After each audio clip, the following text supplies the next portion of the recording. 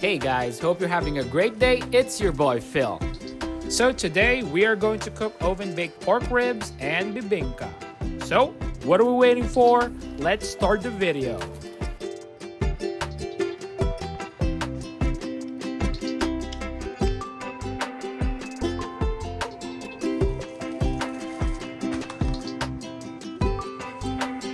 Hope you're having a great day, guys. So today we are going to relax and cook some oven baked pork ribs, and for dessert we are going to have bibingka or oven baked rice and coconut cake. So the rub for the pork ribs is something that I made up myself, and some of it is also inspired by the YouTubers and the chefs that I see on TV. So we'll start by rubbing this basic spice rub for pork that I bought from Amazon all over the surface. And I found that just opening the cap will make your job easier. Making sure to apply it liberally on all the surfaces. And that goes to the other side of the pork rib as well, and making sure to cover each and every corner of that meat. And you can even massage to distribute the seasonings evenly throughout the meat. Some cooks prefer to put the olive oil first before you sprinkle the rub.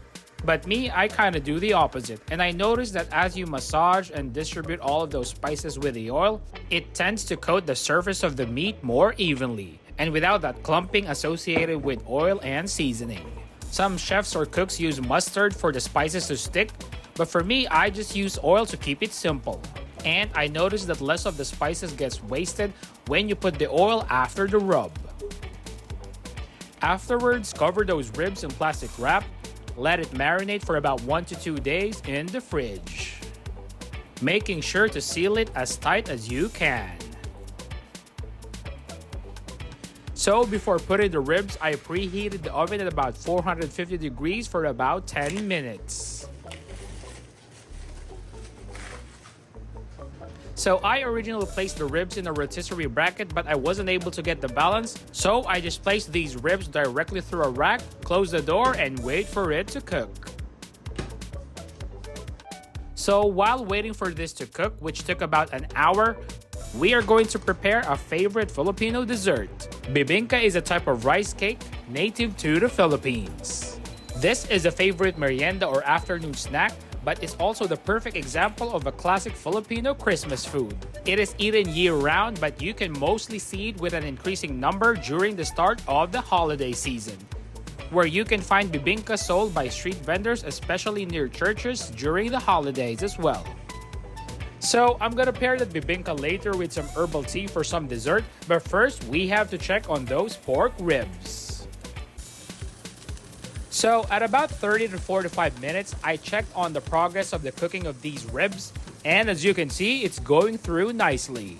There is a slight moist crust formed from the herbs and the olive oil on the surface, but I think I extended it for about 15 to 30 minutes more just to get that beautiful crust on the surface. So before continuing the cooking process, I had to take a small sample. It looks tender and juicy on the inside, but I wanted to have a better crust on the outside. And that piece was proof that it is really tender and juicy. So I closed the doors again and continued the cooking process for another 30 to 45 minutes. Afterwards, this is the result. And as you can see in the surface, this is the crust that I am looking for these ribs. What's better is the oils, fats, and seasonings are crusted and toasted on the surface. And note to self, I should have used a metal tong with teeth for my next pork rib recipe for easier slicing. And that's what I'm looking for, tender, juicy, moist pork ribs. And that really has that tender, juicy pork meat and fats. And I truly like the crusted, toasted seasoning on the surface that adds more flavor to each bite of meat. And as you can see, the steaming hot ribs are fresh from the oven. And I took my time savoring that meat. The cartilage, tendons, meat, and fat sticking to the bone were also delicious. And with pork ribs, you really need to use your hands to appreciate all that meat. Now for dessert. There are two types of bibingka. The first one is the glutinous kind, which has the same consistency as mochi balls and glutinous rice. And the second one is the fluffy kind, which has the same consistency as very soft bread. This bibingka that we're eating now is the fluffy kind. Traditionally, bibingkas are oven-baked, but these are pre-made. So I added some butter on top just like a pancake to make it richer.